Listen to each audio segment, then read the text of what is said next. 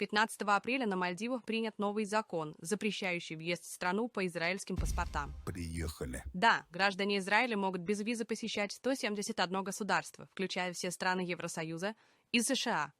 А вот во многие арабские страны, такие как Ирак, Иран, Йемен, Саудовская Аравия, Ливия, Алжир и так далее, им въезд вообще запрещен. Нам, так дайверам, в этом перечне интересна только Саудовская Аравия. И ее давняя вражда с Израилем известна. Оказывается, Малайзия также запрещает въезд по паспортам Израиля. Это значит, что для граждан этой страны недоступен легендарный Степадан. А теперь вдобавок, одно из мега-популярных направлений для дайвинга – Мальдивы. Самая арабская страна. Да, парадокс в том, что израильтяне до сих пор могут посещать Египет, Арабские Эмираты и Оман. А вот на Мальдивы нельзя. Таиланд ввел комплексные реформы в своей индустрии дайвинга, направленные на повышение стандартов безопасности и спасения морской среды. В целях защиты хрупких коралловых экосистем Министерство природных ресурсов и окружающей среды запретило делать фотографии под водой во время учебных и экзаменационных погружений. Теперь камеру нельзя брать под воду ни ученику, ни инструктору. Для этого нужно нанять отдельного человека. За отдельные деньги. Да, причем этот человек должен быть с сертификацией не ниже Advanced и с опытом не менее 40 погружений. Дайв-центры ожидают падения спроса на пробные погружения, так как фотография себя любимого под водой с аквалангом всегда была неплохим стимулом. Министерский указ также включает запрет на подводное плавание с маской и с трубкой в районах, где глубина воды составляет менее 2 метров над коралловыми рифами. Это означает, что некоторые острова практически полностью закрываются для снорклинга, так как во время отливов акватории вокруг них становятся критично мелкими. Может, это и неплохо.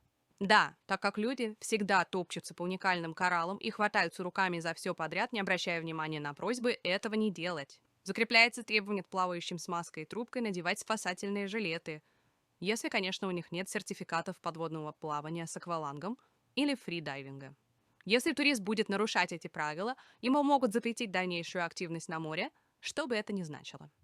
А вот если компании, организующие выезды для снорклеров и дайверов, не будут следить за соблюдением этих правил, они могут быть оштрафованы на 200 тысяч бат, примерно $6000, а руководители даже сесть в тюрьму сроком до 2 лет.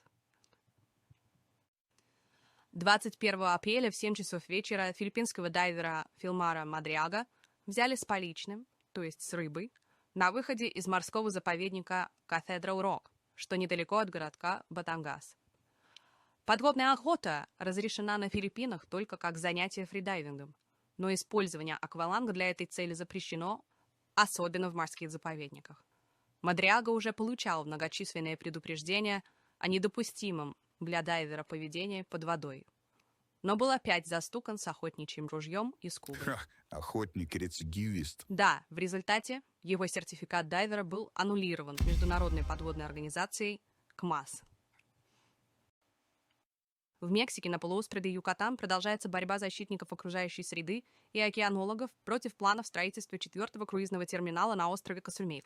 Жители против застройщиков. Да, намерение частного капитала расширить свой бизнес активисты называют прямым нападением на мезоафриканскую барьерную рифовую систему, крупнейший коралловый риф в западном полушарии и важнейшее экологическое сокровище. Предполагаемая строительная площадка расположена рядом с Айсиф Параиса и Вилла Бланка Риф.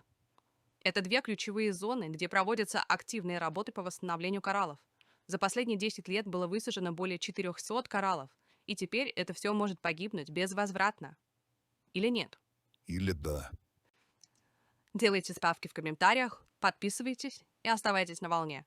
С вами была Марина Бриз.